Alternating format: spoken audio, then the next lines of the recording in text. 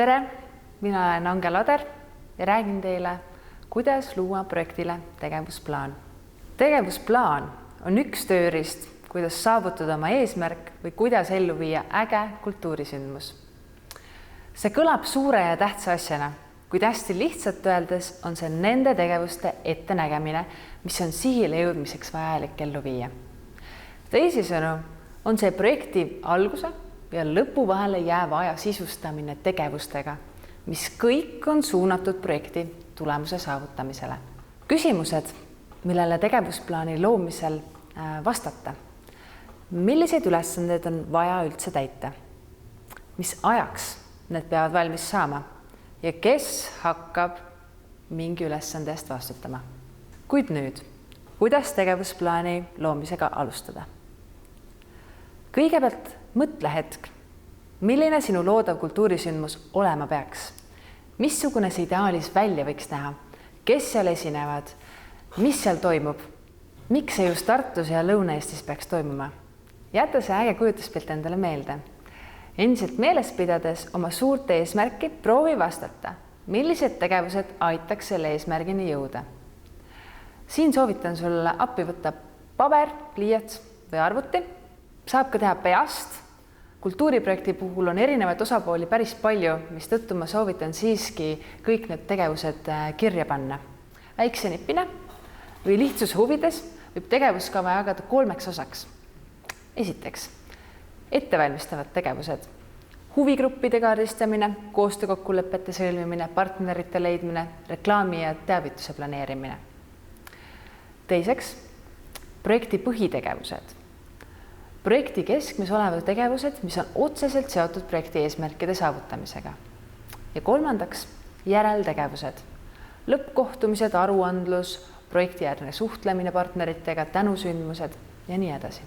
Need 3 kategooriat aitavad sul läbi mõelda kõik tegevused, mis on eesmärgi saavutamiseks vaja ära teha. Kindlasti ei tasu tegevuskava luua üksinda. Koosloome on kuulikindlama plaani loomiseks hädavajalik. Projektist huvitatud partnerid on leitud, siis jagage omavahel ära vastutusvaldkonnad ja kaasa partnerid kohe ettevalmistamiseks ja projekti kirjutamisesse. Järgmine samm on tegevused viia ajagraafikule. Pane kirja tegevused ja ajakava. Siin tuleb mängu hea aja planeerimise oskus. Endalt tasub küsida, mis ajaks tuleb sammud saavutada. Tegevuskava visualiseerimiseks sobivad hästi näiteks kantigraafik või ajajoon. Minule endale meeldib pigem ajajoon ja just tagurpidi planeerimise mõttes. See on tegevuskava loomisel siis üks meetod, mis mind on korduvalt aidanud. Tagurpidi planeerimisel tulebki mõelda kõigepealt juba sündmuse peale, missugune see on, kui see on ellu viidud ja sealt samm-sammult tulla tagasi ja mõelda läbi etapid, mis on enne vaja saavutada, et sündmuse poole siis liikuda. Tegevused on kirjas, tegevused on pandud ajaplaanile, kirja saanud ideaalplaan. Kui sina teed ära tegevused õigel ajal, siis sa saavutad oma eesmärgi. Aga siin on üks suur aga. Meie tegevused ei lähe alati nii nagu planeeritud, ehk riskid. Tegevusplaani loomisel tuleks keskenduda ka nendele piirangutele või ohtudele, mis võivad ette tulla.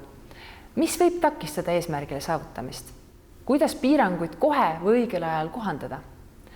Ja riskianalüüs on kultuurikorralduse üks töövahend, mis aitab tagada plaanipärase tegevuse ning vältida meeskonnale, esinejale, publikule ebamugavaid või ohtlikke olukordi.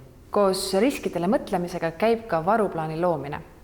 Sündmuste korraldamises on palju osapooli, kelle tegevus võib mõjutada sündmuse õnnestumist. Nii tasubki endal hoida vähemalt 1-2 plaani, mida teha, kui juhtub ootamatus A või ootamatus B.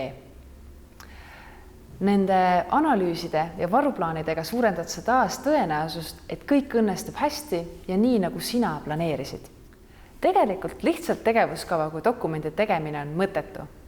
Selle tegemise mõttekus on oluline selle kasutamisel korraldusprotsessis. Kui tegevusplaan on valmis, siis on oluline seda ka pidevalt järgida, uuendada ning täiendada. Ehk siis tegevuskava on elav organism ja see muutub ajas.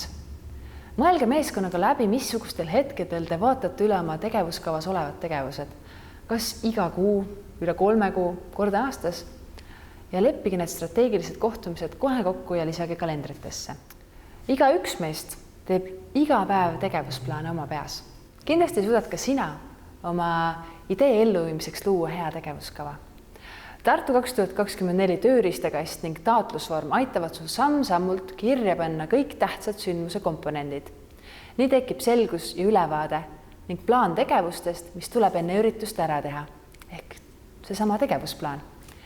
Edu sulle enda sündmuse tegevusplaani loomisel!